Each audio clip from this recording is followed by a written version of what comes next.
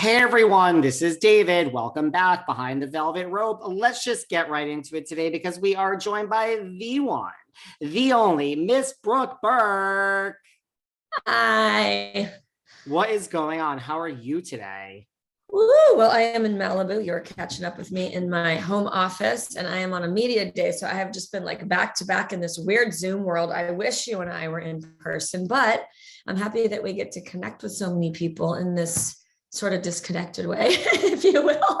What did we ever, what did we ever do with our lives before Zoom? Like, if there's anything slightly positive that's ever come out of COVID, it's like Zoom, right? I mean, I'd rather be in person, don't get me wrong, but this is. I think I was a driver. I mean, I'm still kind of a driver because I drive two different children to two different schools right now on opposite ends. And because it's still kind of a pause in the entertainment business, I'm able to do it. So I'm doing it. And I really hate being a driver. But I love driving them. Well, I live in New York City, so I have nothing good to say about driving. So don't even get me started. My friends were just visiting from New York City, and they're like, we cannot believe that you're in the car for 2 hours every morning. They're like, we would go bananas. It's just not an option in the city. They walk their son like $3 to school. Yeah, whole nother world. It's so worth the winters that we have here to not ever have to drive again in my life. So I want to talk about all sorts of current stuff. Like I see, behind you in your home office, I see Brooke Burke Body, and I want to talk about True Niagen Immune. I actually know something about immune boosting nutrition and NDA plus supplementation, which we'll get into. I love it. I'm a bit of a biohacking like geek in this space because I've been taking True Niagen for 5 years, even before we were working together. And I'm like all about the NAD. So yeah, give it to me. I never knew what it was. And then we'll talk about it. Like one day I discovered it, but before we get to all of that. Until we grew up. Well, in preparing for this interview, I looked, I do my research and I'm like, you and I are basically the exact same age, off by 1 year. So I get it. Like you grow up and you're like, oh, what is this? And this really works. So I want to talk about all of that. But before we get there, when you look back to, which is really how I came to know you, and I think how a lot of people came to know you, was Wild On, which people like to say was the e-travel show. Does that seem like yesterday to you? Or does that seem like, who is that woman? It's funny. I had a conversation with a friend of mine. I was actually talking to Jeff Probst. We're at a dinner and he was like, it's amazing. You've been in this business for 3 decades. I was like, Jeff, I'm like 2 decades. And I went, oh my God, it's been 3 decades. And sometimes, I don't know about you, but like, I forget. It does seem like yesterday. It was the time of my life. It was one of those epic shows before reality television was reality TV. I mean, I did 40 countries in 2 years. I did some crazy batshit crazy stuff. I probably would never do it again today. Like even liability waivers were different back then. It was so fun. It was like the real, like boots on the ground reality TV before it was a thing. I mean, from skydiving to swimming with sharks to flying rockets to like eating weird stuff to like, tomatillo. Like we did everything. It was so much fun to travel the world as a local back in the day and have a guerrilla team that was like one cameraman, one sound man. It wasn't like this big, scary, intrusive, production that takes people out of their space. It was really amazing. I have been, before the world shut down, to 56 countries in all 7 continents. So I have to ask you, I've been to Antarctica too. I was a traveler. I mean, eventually the world will open. Like, do you have How did we not cross paths and hit the road and like do some fun segments? You and I could have done the Amazing Race. We can still do it. Listen, you have Dinner with Jet Probst. I mean, I know it's CBS Family. Like, Survivor. We do Survivor. We can do like a joint Survivor.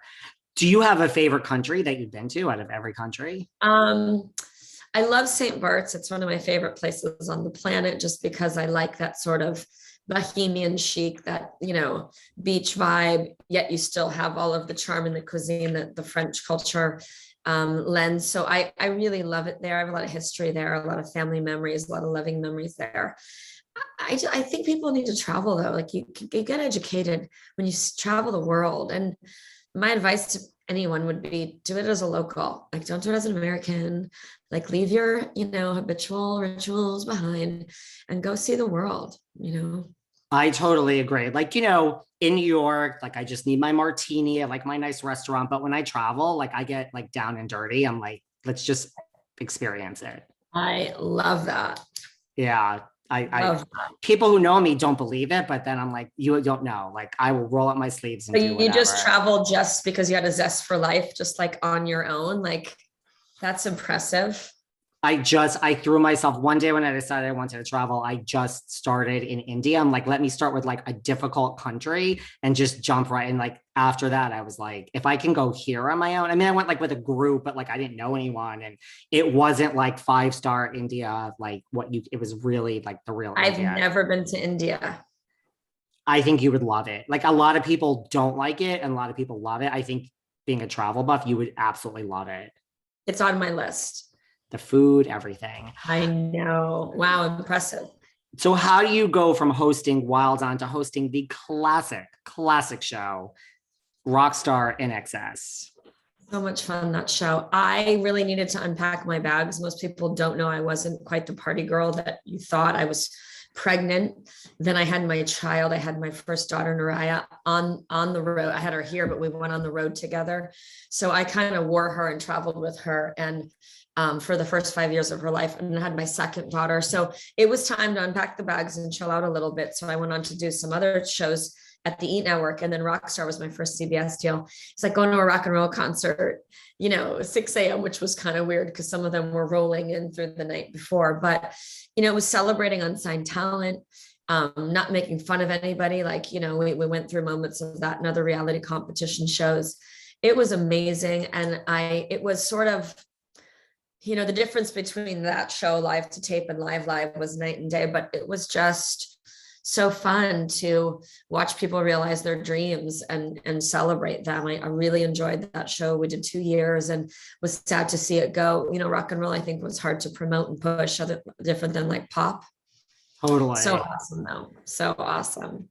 Since you and I are basically separated by 1 year, were you a fan of INXS before doing the show? Yes. And I was a fan of the bandmates, and it was such an amazing season. And I love music so much, all kinds of music. So it was just a joy and a pleasure to work on that show. And it was, I saw like JD who won, like I saw INXS on tour to support the next album that came out, like from that show. It was great. Like he was, the closest JD thing. Fortune, yeah. It was the real deal.